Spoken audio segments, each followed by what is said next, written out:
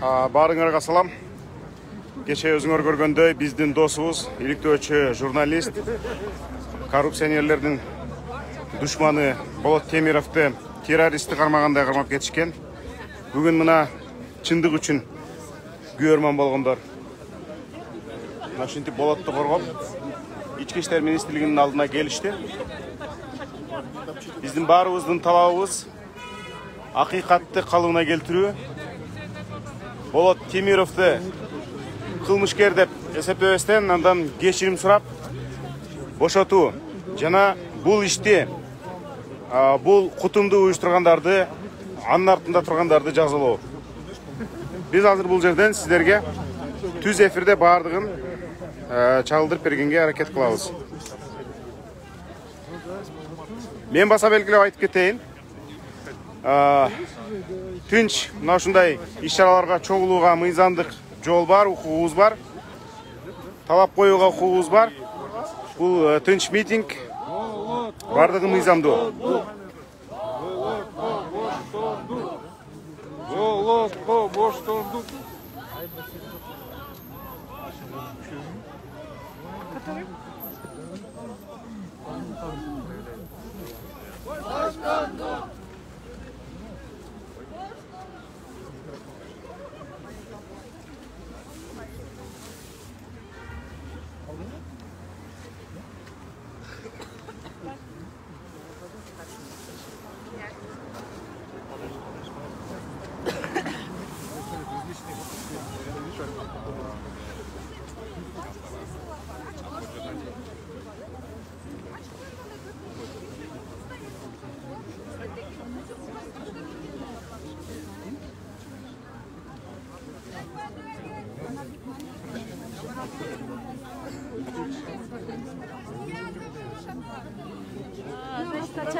Maskaçan kaçan. Жасайт авайларга.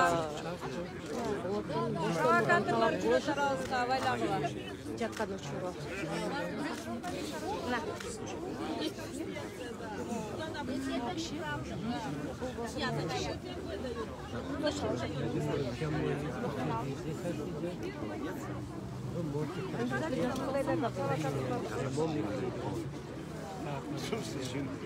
Вот дословно, значит, так и замену.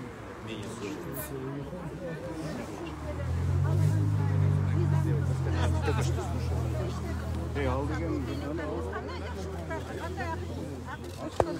Вот, извините, пожалуйста. Болот Назаровтан. Болот Назаровтан, Дайркстан.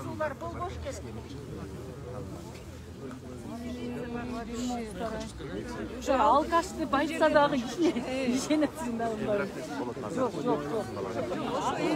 Ал ичпейсиң? Темиров не вышла, они там тоже приехали подтасовка жасайды. Ал жерде деген ал бала ичпейт дагы да ал бала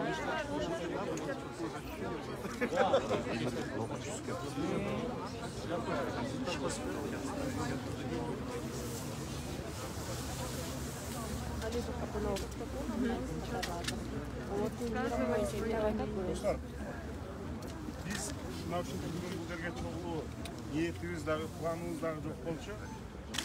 Зарылчылык дагы жок болчу. Андай зарылчылыкты, ошондой жагдайды бийлик өзү түзүп атат.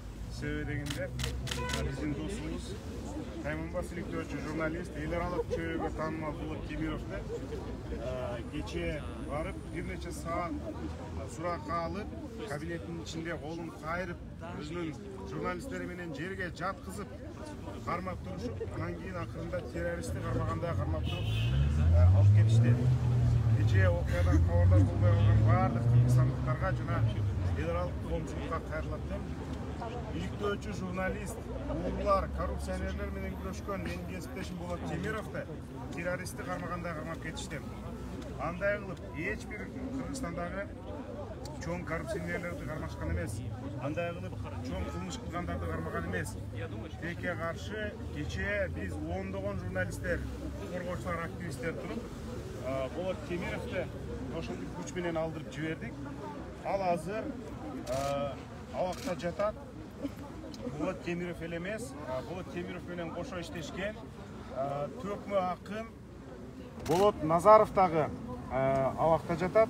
Ал айт десе деген Болот Темировтың долбоорунун алып баруучусу башчысы болчу. Болот Назаров дегенди баардык кыргызстандыктар жакшы тааныйт. Кара Тору Жигит алдагы ага байланыштуу түрдүү чагымчыл иш-аракеттер, провокациялар тарап жатат. Ага байланыштуу мындай далилденип сот тарабынан ойло электеле түрдүү жалган маалыматтар таратылып жатат. Презумпция невиновности деген бузулду. Күнөөсүзлүк презумпциясы бузулду. Болот Темиров жана Болот Назаровго боштондук, алардын иши акыйкат тергелишин талап кылып, мына ушул жерге биз келип отурабыз. Себеби дегенде коррупционерлер менен күрөшпөстөн бийлик ошол коррупционерлердин бетин ачып, аларга каршы чыгып аткан адамды ушундай орой, одоно ырайымсыздык менен кармап келиши бул мыйзамсыздыктын жеткен чеги деп эсептелет.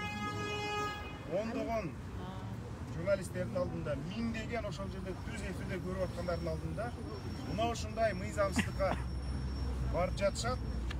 Эгерде белгилүү чыгаан журналистке байланыштуу ушундай мамиле кылынса, эртең коомчулук канча белгилүү болбогон карапайым адамдарды жөн гана чынчыктай гана чыркыратып кармап кетиши ажап эмес. Болот Темиров криминал эмес. Болот Темиров ууру эмес. Ал бирөөнүн буюмун уурдап алган кыянатчыл жигит эмес. Эмне үчүн ага ушундай альфанын маскачан, автоматчан кызматкерлерин жөнөтүп, колу бутун кайрып ушундай кармап кеткени бул абдан кыжырды келтирет. Ал жерге жөн гана шылтоо менен барышкан.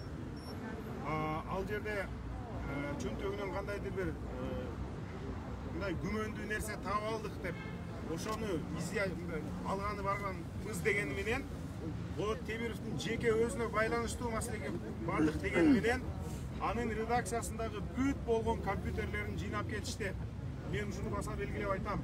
Болот Темировдун Темиров Лайв каналынын бүт бардык компьютерлерин жыйнап алып кетишкен. Ал компьютерлердин ичинде жарыяна элек иликтөөнүн материалдары бар болчу. Демек, бул эмнеден кабар берет? Бийлик мына ушундай кыйтыклык жол менен коррупционерлерди, уурларды коргоп атабы?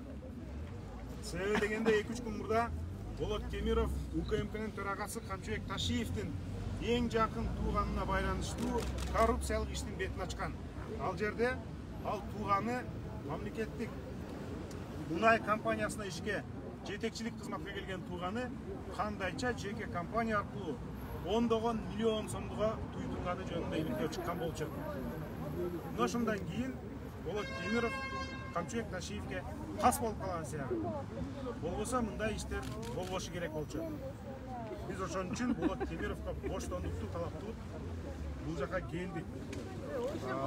Ташиевдин бүгүнкү билдирүүсү боюнча эмне деп айтат? Коомчулукка таанылбаган? Анын Эми коомчулукка таанылбаган журналист болсо, таратча Кыргызстандын Фейсбугу, Инстаграмы, Твиттери, эл аралык коомчулук, дүйнөлүк коомчулук ким көбөйт эле. Болот Темиров эл аралык журналисттер менен биргеликте чоң-чоң иликтөөлөрдү жасап жүрөт. Анын ичинде экөөбүз чогуу жасап жүрөбүз. Ал бүткүл коомчулукка эң таанымал. Жана ошондой эле Ташиев кетсин! Ташиев кетсин! Ташиев кетсин! Ташиев кетсин! Ташиев кетсин! Ташиев кетсин! Ташиев кетсин! Ташиев кетсин! бул жерде кармоонун ким турганын баарыбыз билип турабыз. Ташиев кетсин! Ким кайсы орган кармаганы маанилүү эмес. Эң башкысы чычалап аткан адамдын ким экендиги маанилүү. Ким бүгүн чычалап интервьюлар берип атат? Ким бүгүн чычалап пресс-конференция уюштуруп атат? Ошол маанилүү. Демек, бул кармоонун артында ким турганын баардыгыбыз ачык айкын билебиз. Ал Ташиев экенин ал өзү моюнга алып атат. Биздин бүгүнкү талабыбыз эмне? Биздин бүгүнкү тынч митингдин талабы мыйзамдуулукту сактоо. Болот Темировду бошотуу, анткени ал эч кандай кылмыш кылган эмес, ал провокациянын курмандыгы болду деп эсептейбиз. Вы боитесь за свою безопасность? Конечно, нам тревожно за свою безопасность. потому что не бандиты, не другие личности, а государство задерживает журналистов. Государство задерживает журналистов такими грубыми методами, поэтому для кыргызских журналистов, особенно для журналистов-расследователей, сейчас настали очень тревожные времена, и я не думаю, что сегодня, возможно завтра, нет гарантии, что и других могут задерживать также таким же грубым образом.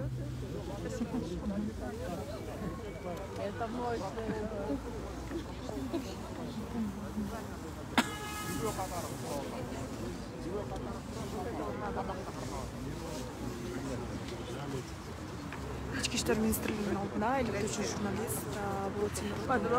Можно сфотать?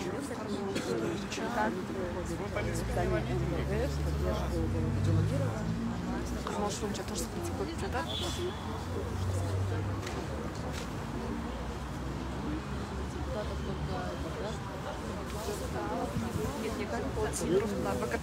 Баке, мен бердим, ничего.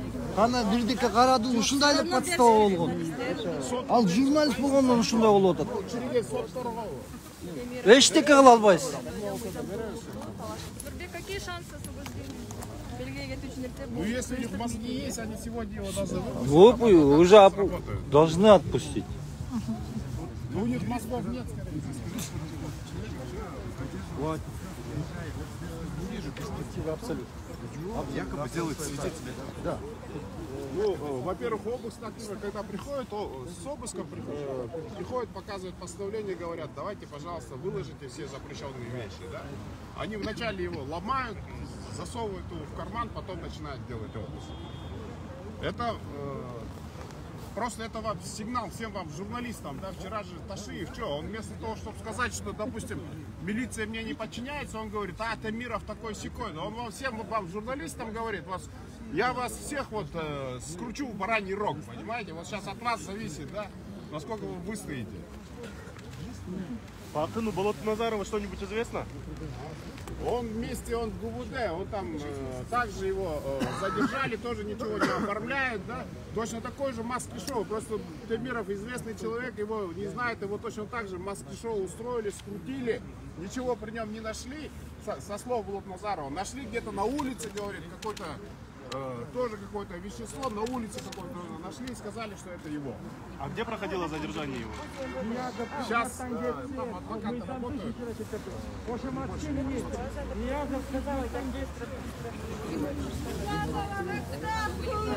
Ниязова в отставку!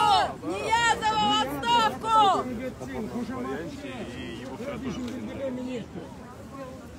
Ниязов, отставка ГЦН. Ниязов вообще должен выйти сюда. Да. Где Ниязов? Где Ниязов?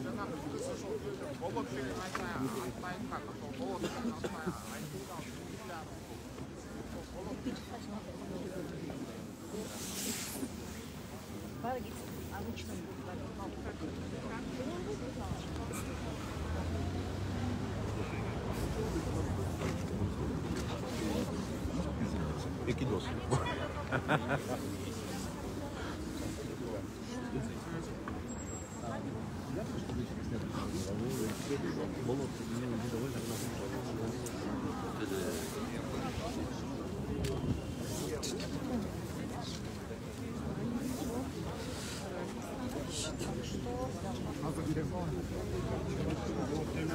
Белгілеуге сначала журналистер.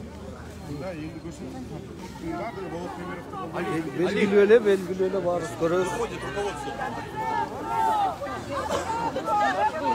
Ниязбеков отставкaya gitsin. Ниязбеков отставкaya gitsin.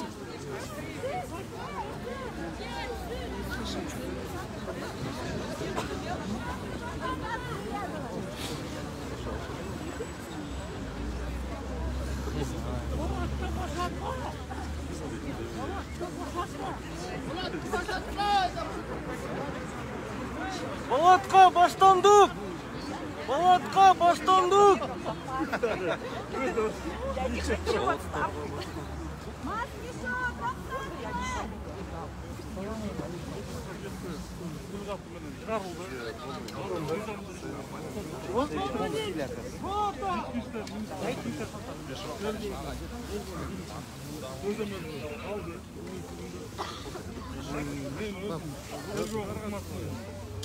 Не лезь, не лезь. Ну зачем ты? Милициянын полковниги Аманкулов Сапарбек. Bu çok alfa niye geldi ki? Onda da normal niye alfa? Скажите, какую статью им? Не давите, не давите. Вы же мне мешаете, у меня прямой эфир идет. Болот Темиров қайда hazır? Analizler tura çıkmadı. Анын баарын бизде көзөмөлдөгөн прокуратура органдары бар. Биздин тергелип жаткан кылмыштын көзөмөлдө. Бүгүнкү күндө айтат Ички иштер министрлиги көзөмөлдө. Можете сказать, какой статью?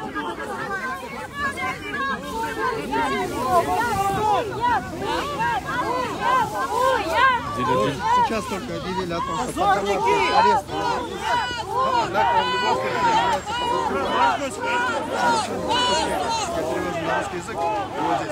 Тут инициатива прошла, что мы перешли на будущее.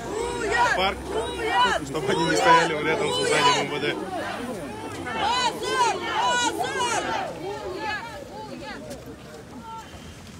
Азыр бізге Ички иштер министрлигинин полковниги мына ушул жакка барып жооп берем деп беришип кетип атат. Куда он идет? Назад, журналисты, граждане. Комментарийди бияктан берем деп. Чектен берем де.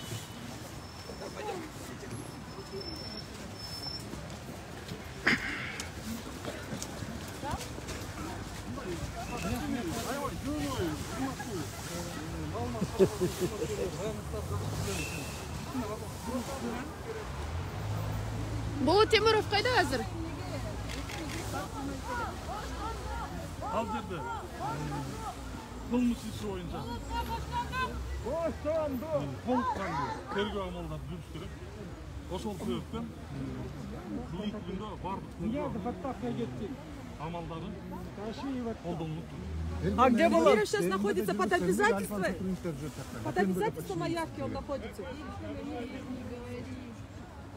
Ал эч кандай өлкөмдүн кызматкерлери эмес. Ал Бишкек шаарынын ички иштер башкармалыгынын атайын бөлүктөгү отрядынын кызматкери. Тергөөнүн жүрүшүндө баардык компьютердин баары алынат. Ал деген ошол толуккандуу тергөө амалдары жүрүш үчүн баардык мыйзамдар. Иш компьютерге байланыштуу эмес да. Иш жеке өзүнө байланыштуу. Эмне үчүн кесиптештердин компьютери алынат? Министра в отставку! Когда заявление поступило в отношении Темирова? Баңгизатқа компьютердің қандай тиешеси бар? Бүгүнкү күндө ал жердеги кармалгандан кийин бизде наркологиялык борбордун алынып барылган, ал жерден каны таза чыкты, өзүңүздөр билесиздер. Болот Темировдун каны таза чыкты деди.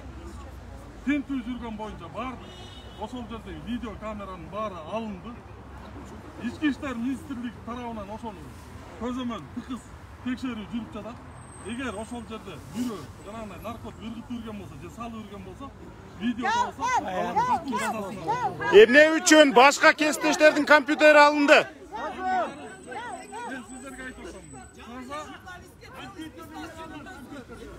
Таза тергөө амалдары Эмне үчүн башка кесиптештердин компьютерин алып кеттиңер? Ал жакта маалыматтар бар болчу. ошол компьютерлерге шектүү катары биз кармаган укугубуз бар. Biz 48 saatin içinde biz anı şekli katar karmayız. Ошол себептен бүгүнкү күндө biz anı башкаруу чарасын өзгөрттүк. 5 жакка кетип тилге алдына чыгат. Заявите, кто вообще? Мыйзамдуулугун сот карап атат. Суроолордун акталганын сот көрөт. Статус боюнча азыр ким алады? Когда заявление поступило? Куда поступило заявление? Бизге жаран кайрылган. Биз Ким деген жаран кайрылган? кылмыштын купуйлугу үчүн биз аны акча Keçe aytdım. Жо айтып койбодуңарбы силер? Айзада деген. Вчера же опубликовали ее имя. мен сиздерге жооп бердим Баңгизат менен компьютердин кандай тиешеси бар? А эмнеге үйү? Болот Назаров эмне болду? Болот Назаровдун статусу кандай? кандай дейсиз? Болот Назаров. Төкмө акын Болот Назаровдун статусу кандай? Бүгүнкү күндө Болот Назар шектүү катары убактылуу кармоочу жайында камакта. Анын башкаруу тарабы козголду эле. Каралат сотто. За что он задержан? Мыйзамсыз наркотикалык заттарды сактоо жанагы Кантип таптыңар? Анын кантип кармалганы белгисиз. саясат менен аралаштырбаңыздар. Жок, күбөлөр бар беле жанында. Биз Болот Назаров жоголуп кетип жүрбөйбү анан? Кантип кармадыңар? Кандай жагдайда кармадыңар? Бизде жалпы мыйзамсыз наркотикалык затты сактоо боюнча иш козголгон азыр. Ошонун негизинде Видео далилдер бар деп атасыңар, ал жайылмабы? Болот деп анакей берилген деп атат да, ошондо сиздер бардык Бишкектеги болот атынын баарын кармайсыздар. биз Бишкектеги болот аттын баарын кармабайбыз. Бизде бүгүнкү күндө тергөөнүн жүрүшүндө бизге ошол жердеги адамдар кармалды. Бүгүнкү күндө тергөө ар тараптуу толук кандуу. Болот Назаровка жазылды эле же Болот Темировкабы? Эмне үчүн Болот Назаровка жазылса арыз, Болот Темировго кармайсыңар? Темировдун офисинен наркотика алып чыгат экен деген маалымат түшкөн депчи. Темировкабы же Назаровкабы? Бул жерде Арыз кимге түштү эле? эки жарандыкка тең козголду. Жок. Так айтыңыз сиз. Кайсы болотко түшкөн арыз? Жок, кайсы болотко түшкөн? Жок. Экөөнү тең шектүү. Жок, сиз азыр сөзүңүздөн чалынып атпайсызбы? Болот Назаровка түшкөн, Болот Темировдун офисин карадык Мен деп. айтып айткан жокмун. Биякта журналист ошону суроо берип атат. Мына жакшы угуп айтсаңыз. Жок, Болот Темиров. Андай бирөөсүн. Болот Темиров. Саясий куугунтук эмес. Бул жерде толук кандуу таза тергөө амалдар жүрөт. Болот Темиров күбө катары өтүп атабы же шектүү катары? Темиров. Сиздерге айтпадым. Темиров күбөбү шектүүбү тактасаңыз? Болот Назаровка арыз түшкөн. Болот Темировдун офисинен наркотиканы алып чыгат экен деп Назаровка түшкөн деп атат да. Сиз айтып атасыз эки жаранга тең. Ошондо Жаранга тең. арызды жанагы Эки жаранга тең арыз барбы? Аны арызы менен таштырдыңыздар. качан түшкөн? Кыз экөөнү дагы арыз менен кайрылдыбы? Экөөнү тең. Экөө тең мажбурлаган деп атабы, э? Жок, бул жакта айтып атпай бир эле болот атат. Урматтуу кесиптеш маалымат эмесинин журналисттери мен сиздерге кыскача маалымат бердим. Жок. Жок. Так, экөөнө тең түшкөнбү? Эки болотко тең. Сиз калп айтып атасыз. Башында сөзүңүз башкача болчу. Качан түшкөн? Кече 22 кечээки маалыматтар боюнча ал кыз жана Адылбек кызы ошо мени принуждать эткен наркотикалык затты колдонгонго деп арыз менен кайрылды. Мыйзамсыз, адилетсиз отурат. Мажбурлаган аны. Болот Назаровпу, Болот Темировпу. Анын тергөөнүн купуйлугу үчүн сиздин сурооңузга жооп. Жо, анда экөөнө тең түшкөн деп атпайсызбы? Сиз азыр эле Так айтпайсызбы? Кантип түшкөн? Жок, экөө эмнеси Эки жаран бир кылмыш иши менен өтүп атат, урматтуу. Жо, экөөнө тең арыз түшкөн деп атпайсызбы? Анда сиз бирөөнө эле деп айтып атасыз баягытан. Сиз калп айтып атасыз. Сиз кыз арызында эки болотту тең көрсөткөнбү? Берип аткан журналист. Жок, кыз арызында эки болотту тең көрсөткөнбү? Кыз арызында сиз айтышпаңыз, жооп бериңиз. Кыз арызында эки болотту тең көрсөткөнбү? Арыз боюнча Арызда эки болотту тең көрсөткөнбү? Калп айтып атасыңар. Арызды кечеден бери бир эле болот деп аткансыңар. Бир эле болот.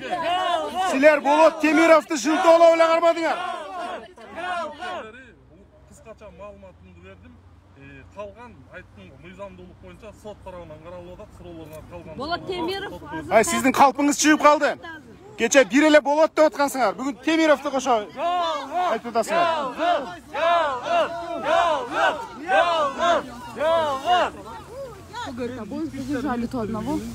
Тергөө кызматынын усулдук көзөмөлдө башкармалыгынын начальниги, милициянын полковниги Аманкулов Сапарбек. Сапарбайке, бир акыркы суроо. Мен сиздерге маалыматты бердим. Эми мына уксаңыз, ички иштер. эми маңзатка байланыштуу жеке кармалса, эмне үчүн башка компьютерлер алынды? Эмне үчүн башка компьютерлер? Компьютерде эмне? Маңзатты компьютерге сактабайт да, кызыксыңарбы? Эмне үчүн компьютерлер алынды? Эмне үчүн башка кесиптештердин компьютерлери алынды? Толук кандуу жүрүш үчүн ар бир тергөөдө муну эч ким эме Ой, наркотик менен компьютердин кандай байланышы бар? Текшерилиши керек. Анда башка бардыгынын компьютерлерин алгыла да бардык журналисттердин. Анда ошол жердеги видео тартылып калган видео Сиз сакталган. эгер эртеңки күнү ошондой шектүү катары бир наркотикалык зат менен эме болсоң, сиздин компьютерди алабыз. Алган мыйзам. Мына акмакчылык көрдүңөрбү? Мына. В каком законе это написано? Силер Сейчас болот находится, скажите. Где сейчас болот находится? Болот сотто. Свердлов райондук сотунда. Сейчас прям идет процесс. эми чын-чынында бул кишилер эчтеке чечпейт. Его отпустили под подписку? Буйрук жогору жактан болгону көрүнүп турат. Болот Темировду маңзатка шылтамыш болуп, жөн гана компьютерлерин алып кетүү аракети. Компьютерлерин алып кетүү мүдөөсү болгон. Позор. Өзүңөр көргөндөй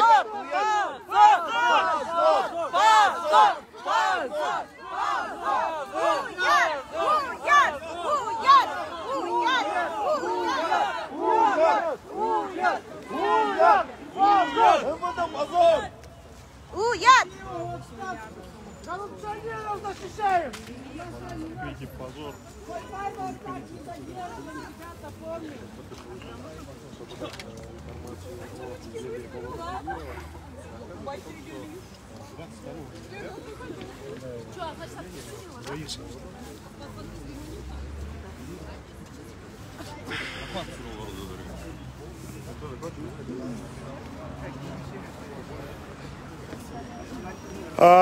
Ички иштер министрлигинин полковнигинин жообун көрдүңөр. Бир сүйлөмүндө 3 ката. Башта айткан сөздөрүнөн өзү адашып, аябай мындай жооптору чаржайт. Анткени калп айтып атканы жакшы билинип турат. Эмне үчүн болот деген бир адамга арыз жазылса, 2 болотты тең кармашат. Болот деген бирөөгө арыз жазылса, 2 болотты тең кармашат. Бул жагы абдан таң калыштуу. Эми таң калбай деле койсок болот. Анткени мындай максат мүдөөсү билинип эле турат. Эмне үчүн ушул маңзатка байланыштуу арыз жазылса, алардын компьютерлерин жыйнап алып кетишет. Бул абдан мындай кыжырды келтире турган көрүнүш. Ал компьютер деген жөн эле автомат мындай оюн ойногон компьютер эмес да. Ал компьютер деген ичинде иликтөөнүн материалдары бар. Иликтөөчү журналисттердин толгон токой материалдары бар. Биз бардыгыбыз мына ошол материалдарды алып кетиш үчүн гана кол салуу болгон деп эсептейбиз. Эртең башка бардык журналисттердин коррупционерлер боюнча топтолгон материалдарын чыгартпай туруп ошентип компьютеринен алып кетүүгө прецедент түзүлдү. Мына менин жанымда Адил Турдукулов баратат. Адил дагы иликтөөчү журналист. Мен ойма кошулат болуш керек. Ким ошол арыз бергени боюнчачы? Силерде суроо бербедиңер ошол боюнча? Арыз берген адамдын аты жөнү жок. Ким экени белгисиз.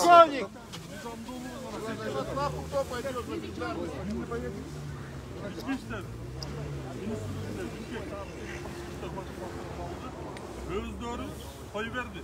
Эч жака кетпей турган. Болот ансыз деле эч жака качпайт. Силер аны кечирим сурап туруп кое беришиңер керек. Подстава кылган милициянын өзүн камаш керек.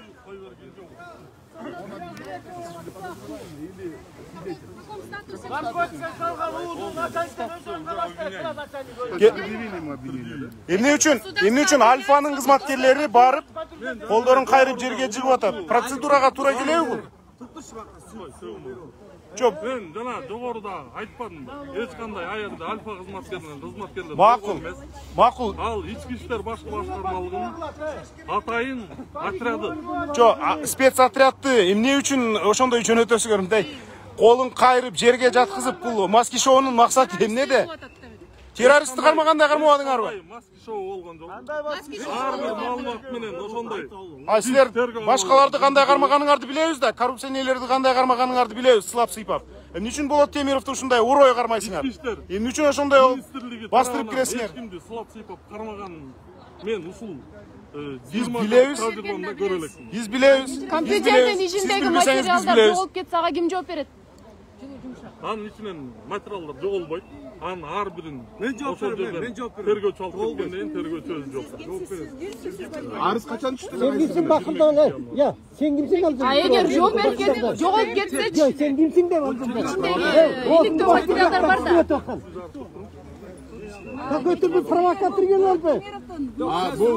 Ya sen arvatçı. Senden ismi sıragan yok. Günөөсүз экени далилденсе, ошол жердеги күнөөлүү адамдар бул иш боюнча жооп берет. Militsiyabı? Günöөлүү адамдар жооп берет. Эгер күнөөсүз болуп чыкса. Бизге арыз менен кайрылган жаран жана ошонун ишин тергөөсүн алып барган. Ошол арыз Правда, менен все эти дела в октябре еще произошли. коомчулукка бөлүшө аласыздарбы? В заявлении написано, что в октябре, и только сейчас она решила написать заявление. Это не кажется вам странным? Бизге январь айында болгон. Биз сиздерге айтып. Ошо Адылбек кыз айтып берген ким ал? Мен алдан маалымат бердим. Майке, бул киши ким жаныңыздагы сиз эме? Мен тааныбайм. Militsioner mi? Ой, сиз активист эмескенсиз. Ошондо Болот Темиров азыр кое берилди деди.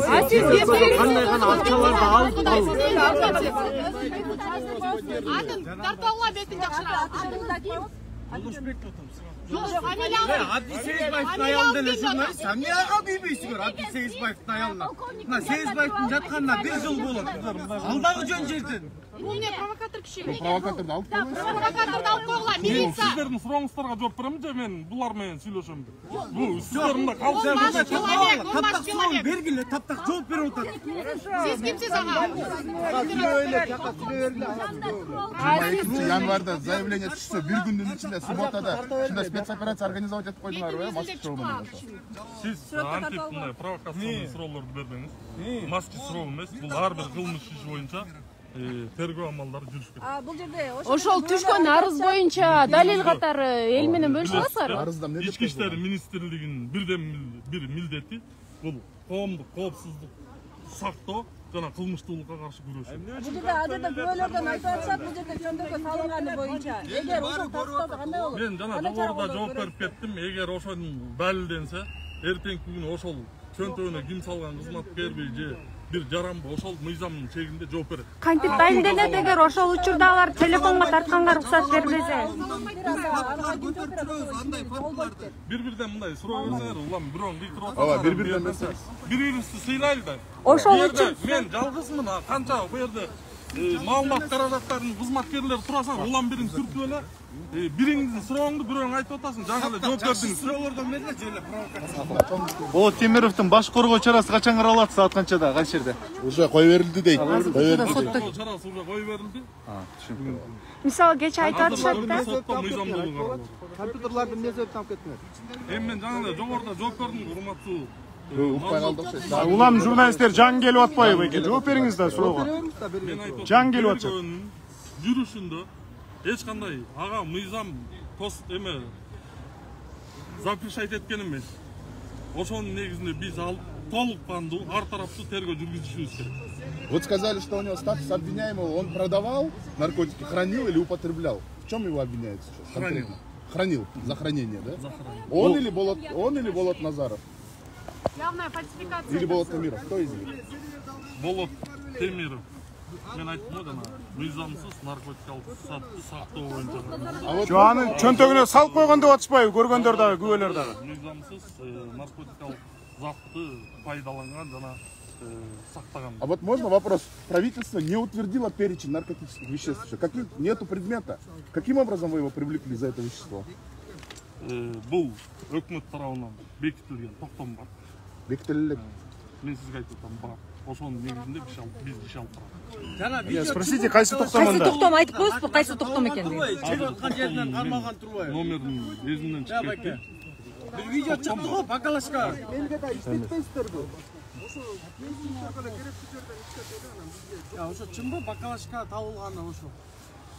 Бакалашка. Мен жалпы суроого жооп бердим. Мүмкүн кечигип калдыкпы? Болот Назаров кармалдыбы, кармалган жокпу? Болот Назаров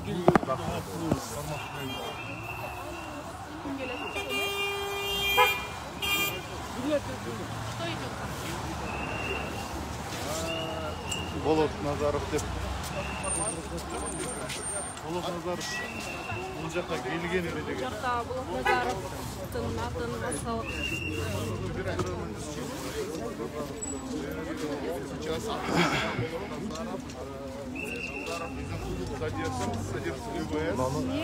дело по мере пресечения будет завтра рассматриваться Свердловским судом, да, тоже? Свердловским судом, да. Как там машинаны тартып алса, қанша машина алып келіп жатқан ата, иштеткендерді жаққа келіп отыр. Бұл не olgun машинелер? Да, қармай жүрген. Оттан көрі. Ішке шықпай бұлар? Ахмат беке, қандайсыз? Қараңызшы, мынау не деп отыр? 25 машина алып келіп отыр. 25 ДПС-тің машинасы тұрады мыналар. Патрульдар, не, журналистерді қармай іздеп келішті бе? Әлі, болот жөнде.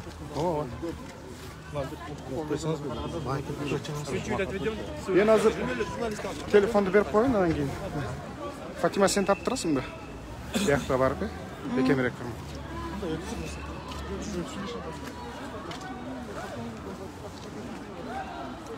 Сейчас прозвучала официальная версия МВД, что Болот Темиров отпущен под подписку о невыезде или под домашний арест. Меру пресечения избрал следователь, а второй журналист Болот Назаров помещен в ВВС. Мера пресечения завтра будет избираться в Свердловском суде. Абсолютно отсутствует логика. Мы сначала думали, что они двух Болотов, что ли, перепутали. Но сейчас говорят, что якобы вчера поступило заявление о том, что Болот Назаров на основе этого видео, ну, через бульбулятор, вот сейчас там тебе Ташин сказал, через бульбулятор якобы он употребляет наркотики. Но не подтвердил, есть ли экспертиза этого видео, вообще он или нет, не получив должных данных, они решили провести следственные действия, пришли в офис к Болоту Темирову. И если наркотики употреблял Болот Назаров, то наркотики почему-то нашли у Болота Темирова. А у него в крови не обнаружились никаких наркотических следов. По делу о наркотиках почему-то изъяли серверы, компьютеры и иные вещи, которые абсолютно никакого отношения к этому делу не имеют, что, естественно, наталкивает нас на мысль, что это политический заказ с целью запугать, устрашить независимых журналистов, расследователей, в принципе, сделать давление на свободу слова. И мы считаем, что такие методы, они топорные и неприемлемые. Я думаю, следственные органы уже поняли, что сейчас допустили ошибку, да, такими топорными методами, поэтому Болота Темирова отпустили. В отношении Болота Назарова расследование продолжается. И вот смотрите, сколько людей собрались. И я еще раз вчера говорил об этом, сегодня говорю. Если сегодня мы не отстоим журналиста, который стоит на страже наших интересов, завтра ни один журналист не будет стоять на страже интересов общества. Поэтому мы должны, вот, слушайте, мы должны его сегодня отстоять за Болотом, свобода слова и сила независимых СМИ. Это наша главная боль. Өзіңіздер көргендей, Болот Темировтың боштондугун сурап келишкен. Бұл жақта милиция қызметкерлерінің ушундай машиналары турат. Анан дагы белгилеп кетүүчү жагдай, бул жакта белгисиз адамдар пайда болууда. Бул адамдар кайдан келди билбейбиз, кыскасы белгисиз адамдар пайда болуп атат. Бул митингдин максаты тынчтык митинг, тынчтык. Ошону дагы эскертип койсок болот.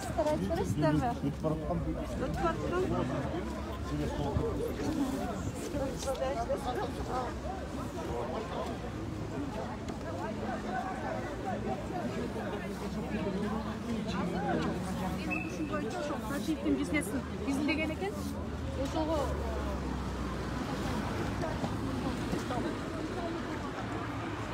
Байке, сиз өтүп бараткансыз? Кирип алам.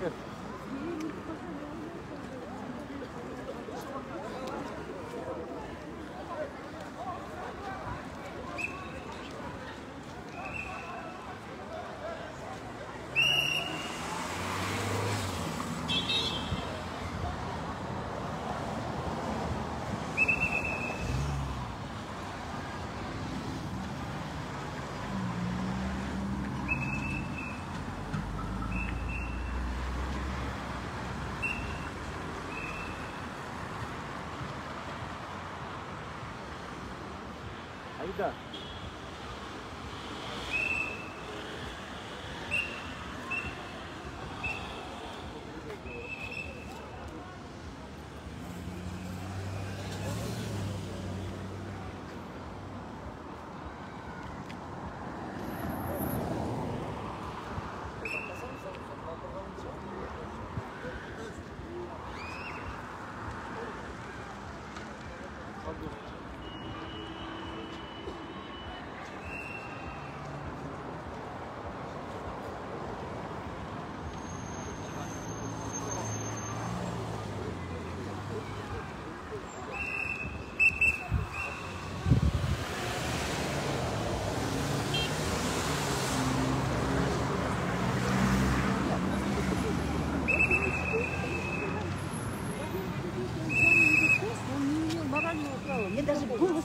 Саламатсыз ба? Бүгінгі болып жатқан оқиға бойынша өзіңіздің комментарийіңізді беріп қоя аласыз ба? Беріп қоя аламын. Мен ойлаймын. Тағырақ айтқанда кешірім еш әрекеттер бұл толығымен мизам бұзу себебі Болот Темирашты еларалық ұйым таныған, еларалық ұйымдар өзінің сыйлықтарын тапсырған белгілі жүзіндеуші, еліктеуші журналист. Аға бұндай доғы қою, кісі ақылға сыйлаған нәрсе, анысының аңғызақты одан кейін компьютерларын байқоучу аппаратурасын толығымен шешіп кетіші, алменен бірге біз азыр ұғытауыз, заявление 22 чакчаларда да жүргенде, анан geçiyorum 22 январда 3 ай илікте анан қармашы ақылға сыйлаған нәрселерді. Албетте бұл жалғыз Болот емес, бұл біздің кесіпке сөз еттілігіне Çok rahmat.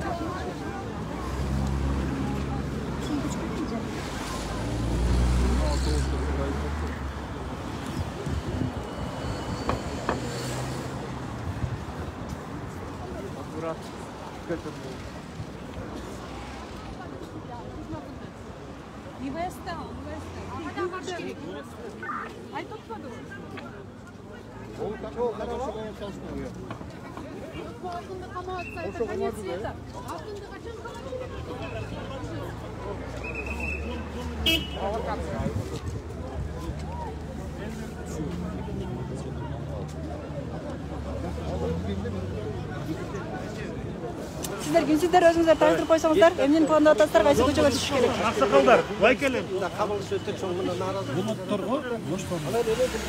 Жок, сіздер башка нерседен сүйлөшүп атасыздар. Эмнеге экинчи көчөгө түшүш, эмнелерди пландап атасыздар? Сиз кимсиз өзүңүздү таныштырып койсоңуз? Жок, мен азыр эле укпадым сиздерди. Сиз кимсиз өзүңүздү таныштырып койсоңуз? Өзүңүздү таныштырып коюңузчу. Ахмат Алагуш, видео өкүл. Ахмат Алагуш. Азыр экинчи көчө, үчүнчү көчө деп сүйлөшүп аткандарын угуп калдык. Четырех чуласа, можете подвинуться, здесь дорога ждать. Это жестко там.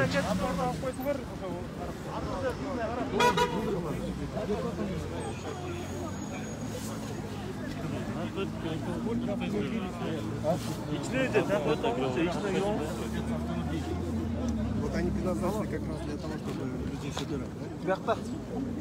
Автомобили, что сейчас вот они готовят, чтобы эту студию разогнать, по нашему мнению. Но это уже еще больше сказал.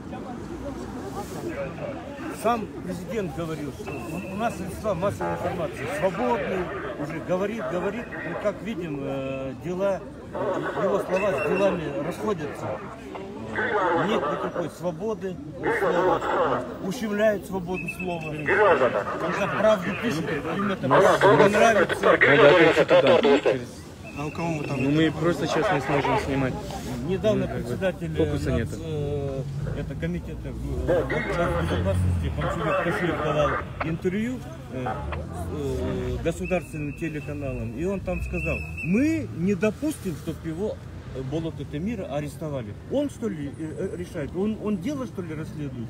Это не ГКНБ расследует, а МВД. То есть это очевидно, что хотят закрыть рот журналистам.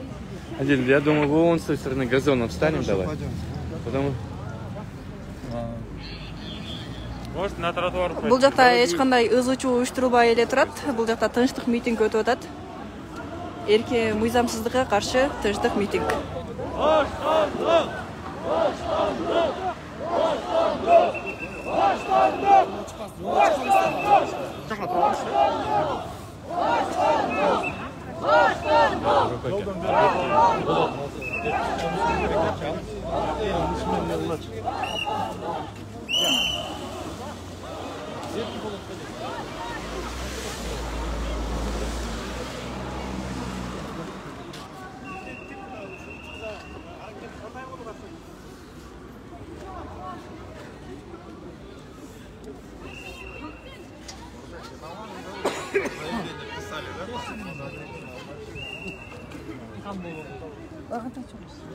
Qanday?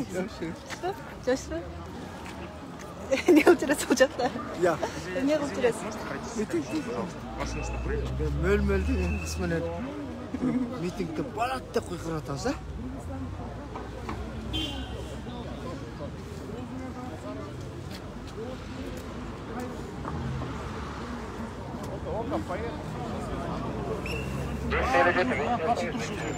Mыйзамсыз аракеттерге, коррупциялык жанагындай кылмыштарды көрмөксөн болуп, билмексен болуп четте турган башкы прокуратурага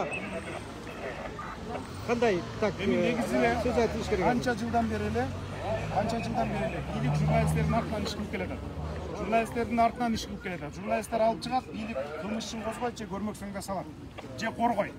Мына ушул 3 көрүнүштүн бири болуп келатат. Тилекке каршы бүгүнкү күндө ошол мыйзамды көзөмөлдөгөн башкы тез келген орган, башкы прокуратурадагы көптөгөн журналисттер ачып чыккан кылмыштарды көрмөксөн болуп эле мындай кайпактатып келатат. Биз Эчен деген коррупционердин бетин ачканбыз. Аларды болсо же кой берип атат, же болбосо эч кандай чара колдонбой кармоо атат.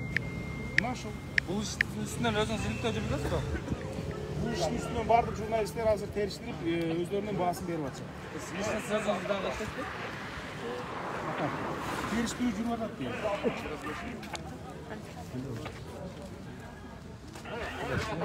Да, нормально. Хорошо.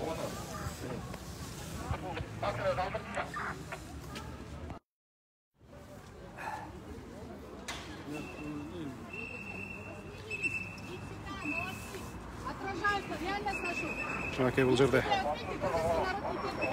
журналисттер Эч качан акындарды мустан акындар жок, акындар айтып келет, тил бар, бесерге тил билишкен жок деп коюп тургуздар. Эч качан сиздин ордуңуз энчече таза. Эч качан андайга барбаңыз. Акындарды шермендечи. Сөз эркиндиги сизден жогору турат. Сиздин ээлеп турган кызматыңыздан менесе жогору турат. Ошондуктан эч качан акындар менен журналисттер это космос журналистики, космос. Это самые храбрые люди идут на это. Это нервы нашего народа. То, что чувствует народ, они смело собирают материалы, тщательно отражают. И вы не имеете права это ваш приказ, все это понимают. Это знаменитый орган, Каралбатта. Это он просто исполнитель, он не знает, как выйти из ситуации. Ему трудно как. Вы сами отвечаете, вы рассказываете. Отвечайте, говорит, без конкретно. Sizga so'rab bersa-ku, necha chaqilgan aqlni Болот Назаров жөнүндө биз азыр сурап атабыз. Сиз Болот Назаровдун тиешеси жокпу?